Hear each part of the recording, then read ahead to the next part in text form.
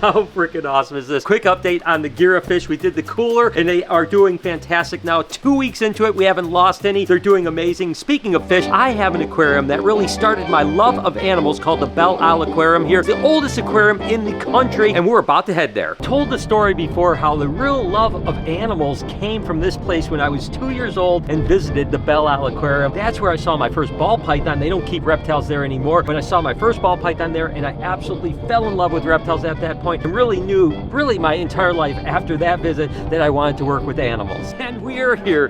Look at this place. I mean, this is unbelievable. It's legendary. This was built in 1903 and it was running up until about 15 years ago consecutively. The longest consecutive aquarium in the country running until about 15 years ago when they shut down to do a remodel. The remodel was basically putting it back to the original when it opened in 1903. So let's go check it out. And it's so crazy. It's like I've said, I remember coming here, again, I was like 2 years old. We used to come here every year at a field trip. This is exactly what it looked like way back when I was in grade school. And again, over the years, it kind of got deteriorated. Then they did this giant refurbish of it. Don't get me wrong. Listen, this is 1903 technology. Obviously, you would never have a tank with all of these things here because obviously they didn't have the technology to do long, giant tanks like they do now. But look at this clown knife right here. Unbelievable. I mean, these are so cool. I think it's majority freshwater fish, if I remember correctly. But even like these rails here, I remember being a little kid being like looking up like this. Oh, look at the alligator gar. Take a look at that beastie right there. Again, this is similar to like the predator fish tank that we're gonna do, right? We'll have alligator gar, the clown knives, but then the arapaima, red-tailed catfish. Like I said, when you come to Belle Isle, it's not like it's gonna blow you away like, oh my God, what a great aquarium. It's the nostalgia, right? And it's just so cool. So got some clown roaches right here, some gourami. And again, this freshwater, I love it. All the live plants, like a resurgence in the aquarius world right now is live plants. Definitely something we're gonna do a few tanks of. So this is really cool, but it's interesting. Even the lighting here, they don't actually have like lights on the tank. They actually have like natural light coming from below. Never do an aquarium like this now, but it's still freaking awesome. Oh my gosh. Remember, I thought they didn't have any reptiles here. Well, obviously they do. They have a little tiny Bowser, an alligator snapping turtle. It's freaking awesome. I mean, I can't believe that Bowser was one day that little guy. Again, a cool kind of setup. See, if you look up straight through here, how there's no lighting or anything at all. Lighting from above, the ambient lighting is coming through. Just really weird, something you would never think of. 1903 technology, you know? Got some more garfish. Look at this one down here. Really beautiful Florida gars right here. They get pretty big as well. Another predator fish, cool. It kind of looks like some of these tanks. Look at the kind of, cement, right? It's just cement backing. Look at this guy. Hello. And it looks like this paint has been here since 1903. Take a look at this, guys. These are actually freshwater pufferfish. Pufferfish are great, and most people think of just saltwater pufferfish, and we'll have both. We're gonna have freshwater and saltwater pufferfish. Those are so cool. This is actually a new exhibit that wasn't here the last time I was here. So this is like a reef tank, have some wrasses and some other things, tell the fish are small. They probably haven't been in here that long. Interesting enough, I'm looking up and I don't really see lighting here. I usually want really like intense lighting for the reef for corals to be able to grow. So there's a chance these are what they call inserts, which means that they're not actual real coral, they're actually fake coral. And I'm sure that's what they is. I'm looking around, I don't see any actual coral in here. It means that they don't need the light in order to keep the corals actually growing. Light makes the reef tanks look really cool. The darker tank, it just kind of takes away from it a little bit, but still, I still love it. I'm glad they're adding marine fish. We talk about back of the house. Back of the house is basically where all the filtration is. This is staff only. Number one, look at this door. It's a really narrow door, but really tall. I can't imagine what's back there, because you got to remember that this is technology from the early 1900s. It's got to be wild to see the filtration in this place. I wish I could get back there someday. Maybe I'll do a tour sometime. This is pretty cool. This is actually a sturgeon fish, and I remember when I was younger, they actually had a giant sturgeon that was actually in one of the tanks. I don't see it anymore, but the sturgeon fish are interesting because it's one of the oldest living fish on the planet. These guys haven't changed for millions and millions of years. Literally, sturgeon fish were around during the dinosaur era. Think about that. These are living dinosaurs. It's really cool, and they can get absolutely mammoth. As a matter of fact, a lot of the lake monsters that people see in certain lakes are actually just like 12-foot long sturgeon. And guess what, guys? Here are some lake sturgeon right here. I didn't realize they have them. Again, these are little ones. They're going to get giant. Pretty soon they won't be able to even fit in this tank. I mean, they get, again, giant, 10 10, 12 foot long. These guys are just little tiny ones. And we actually may add a couple sturgeons because you can sometimes put these in koi ponds. So we definitely want to do them. They like cold water though, so we'll see if we end up getting some, but sturgeons might be pretty cool. Here at the Great Lakes, there's a lot of walleye and largemouth bass. These are basically what people fish for in the lakes around here. Some more lake fish that people fish for. These are crappie right here. Then these are actually yellow perch. The yellow perch are really beautiful, but literally in the lakes around here, this is just another tank of what people fish for. This is another dinosaur type fish. These guys actually go all the way back to the Jurassic period, unchanged. I mean, how cool is this? It's called a bowfish. Wild to think that there are fish in the waters that have been around all the way to the same time as dinosaurs. I mean, how cool is that? Look at how cool that is. These are actually rainbow trout. You're gonna find these all over Michigan, mainly up in the upper north. A lot of times you can find them in the rivers. Again, another fish that people fish for. I'm not really a fish eating guy, but I hear they're yummy. And this is basically like the marine section here, just a little tiny section. And this is, if my memory serves me correctly, where the ball pythons were when I was younger. This is a lionfish right here. Lionfish are actually a venomous fish that if you touch the little prongs there, you get a pretty good zap. It's got a neurotoxin. It's definitely gonna make you feel bad. And these guys are now invasive down in Florida, a lot like that, but wow, what beautiful fish.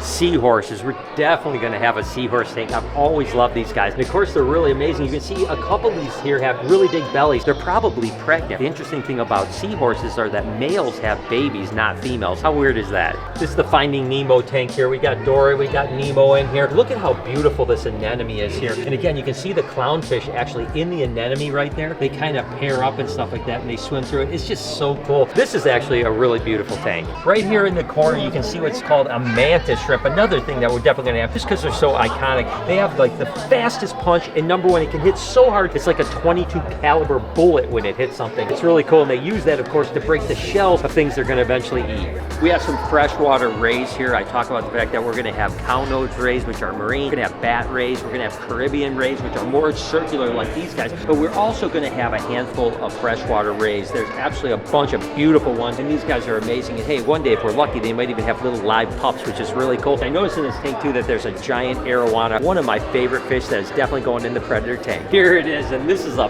big one too. That's a beautiful animal right there. Arowana have always been something I've been really into. I used to keep them when I was younger. They only got about this big because my tanks weren't that big, but to have a giant arowana, man, I can't wait. Of course, the infamous, the piranha. I mean, they are cool. They're a schooling fish. I like the idea of potentially doing them. I know there's something a little bit boring about them, I think, but I still think that, you know, because they're so iconic, when you think of the Amazon, you think of anacondas, you think of piranha, and so we'll probably do a cool tank. They are cool. These are nice big ones. These are red belly. Feeding time would be pretty cool. Maybe we even have a piranha tank where you can feed it. I don't think they're the most exciting fish in the world. I do think we'll probably have a tank of them. So these are actually cichlids, just like the African cichlids, which, by the way, we're going to be heading to the Aquarium House, checking on all the fish there, but these guys are actually Texas cichlids, not African cichlids. Pretty cool. I mean, they're still really beautiful. You guys remember when I was at a rod at Predatory Fins and we got shocked by an electric eel, but it was only about this big? Well, this is a bigger electric eel. Now, they get much larger than this. Pretty cool. This actually has the voltage. Like, as it's putting out, like, some voltage, it'll actually do it where it's stun prey, prey location, navigation. It's pretty cool. You'll actually see it kind of the lights going out. I wouldn't want to get stung by that one, that's for sure. These may look like eels, but they're actually lungfish. And what's interesting about lungfish is they're born with gills. And then at about 7 months of age, they start to develop lungs. So these guys actually breathe oxygen, which is really cool. So they'll hold their breath for a long period of time and then go up and actually take a breath of oxygen. This is like that evolutionary thing, right? Animals like the lungfish are the ones that actually started to come out on land. Axolotl alert!